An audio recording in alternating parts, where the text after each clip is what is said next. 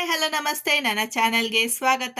ಇವತ್ತು ನಾನು ಮೈಸೂರಿನಲ್ಲಿರುವಂತಹ ತಾಯಿ ಚಾಮುಂಡೇಶ್ವರಿ ಬೆಟ್ಟಕ್ಕೆ ನಾನು ನನ್ನ ತಾಯಿ ಇಬ್ಬರು ಕೂಡ ಭೇಟಿ ಮಾಡೋಕ್ಕೆ ಹೋಗಿದ್ವಿ. ನೋಡ್ತಾ ಇರ್ಬೋದು ಎಷ್ಟು ರಶ್ ಇದೆ ಅಂತ.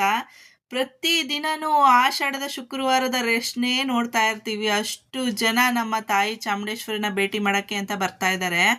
ನೋಡ್ತಾ ಇರ್ಬೋದು.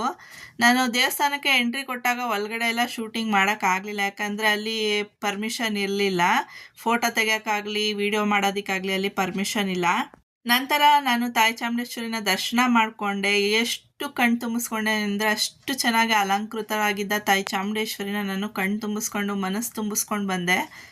ನಂತರ ಹೊರಗಡೆ ನೋಡ್ತಾ ಇರ್ಬೋದು ಎಷ್ಟು ರಶ್ ಇದೆ ಅಂತ. ನಾವು ಒಂದು ರೌಂಡು ದೇವಸ್ಥಾನನ ಪ್ರದಕ್ಷಿಣೆ ಮಾಡ್ಕೊಂಡು ಬಂದ್ವಿ.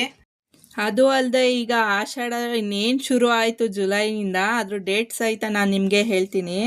ನಮ್ಮ ಆಷಾಢ ಶುಕ್ರವಾರ ಇದೇ ಜುಲೈನಲ್ಲಿ 17ನೇ ತಾರೀಕು ಮೊದಲನೇ ಆಷಾಢ ಶುಕ್ರವಾರ, 24 ಎರಡನೇ ಆಷಾಢ ಶುಕ್ರವಾರ, 31 ಮೂರನೇ ಆಷಾಢ ಶುಕ್ರವಾರ ಹಾಗೂ 4ನೇ ಆಷಾಢ ಶುಕ್ರವಾರ 7ನೇ ತಾರೀಕು ಕೊನೆಗೊಳ್ಳುತ್ತೆ.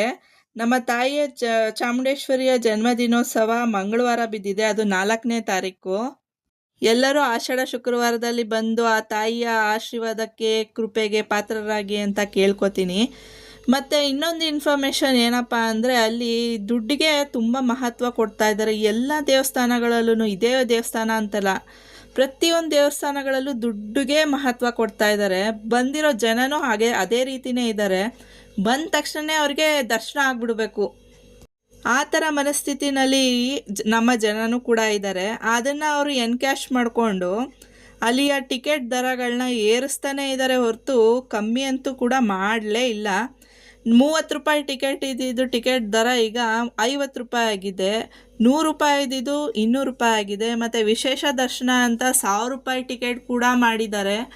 ಇಷ್ಟೆಲ್ಲ ಮಾಡಿ ನಮಗಂತೂ ಎಷ್ಟೋ ಜನಕ್ಕೆ ತುಂಬ ಪ್ರಾಬ್ಲಮ್ ಆಗ್ತಿದೆ. ಧರ್ಮ ದರ್ಶನಕ್ಕೆ ನಿಂತ್ಕೊಳ್ಳೋರು ಸುಮಾರು 1.5 ಅವರ್ವರೆಗೂ ನಿಂತ್ಕೊಂಡು ಹೋಗೋ ಅಂಥ ಪರಿಸ್ಥಿತಿ ಬಂದಿದೆ. ಇದನ್ನು ಯಾರು ಕೂಡ ಗಮನಿಸ್ತಾನೆ ಇಲ್ಲ.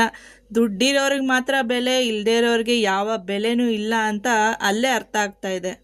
ಫ್ರೆಂಡ್ಸ್, ಈ ನನ್ನ ವಿಡಿಯೋನ ನೋಡ್ತಿರೋ ಅಧಿಕಾರಿಗಳೇನಾದರೂ ನೋಡಿದ್ರೆ ಪ್ಲೀಸ್ ಈ ಥರ ಸಿಸ್ಟಮ್ನ ಪ್ಲೀಸ್ ಕಮ್ಮಿ ಮಾಡಿ. ಯಾಕಂದರೆ ಎಲ್ಲೆಲ್ಲಿಂದನೋ ದರ್ಶನ ಮಾಡೋಕ್ಕೆ ಬರ್ತಾರೆ ಅಂಥವರು ನಮ್ಮ ದೇವಸ್ಥಾನದವ್ರನ್ನ ಬೈಕೊಂಡು ಹೋಗೋ ಥರ ಮಾಡಬೇಡಿ ದಯವಿಟ್ಟು.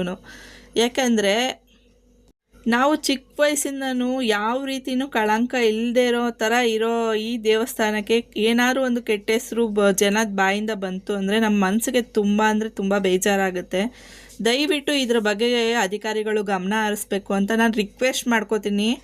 ದಯವಿಟ್ಟು ಇದನ್ನು ಗಮನಕ್ಕೆ ತಗೊಳ್ಳಿ. ಫ್ರೆಂಡ್ಸ್, ಈ ಚಾನಲ್ ಇಷ್ಟ ಆಗಿದ್ರೆ ಪ್ಲೀಸ್ ಸಬ್ಸ್ಕ್ರೈಬ್ ಮಾಡ್ಕೊಳ್ಳಿ, ಲೈಕ್ ಮಾಡಿ, ಶೇರ್ ಮಾಡಿ, ನಮ್ಮಂಥವ್ರನ್ನ ಸಪೋರ್ಟ್ ಮಾಡಿ ಬೆಳೆಸಿ ಅಂತ ಹೇಳ್ತಾ ನನ್ನ ನೆಕ್ಸ್ಟ್ ವಿಡಿಯೋವರೆಗೂ ಟೇಕ್ ಕೇರ್, ಬಾಯ್.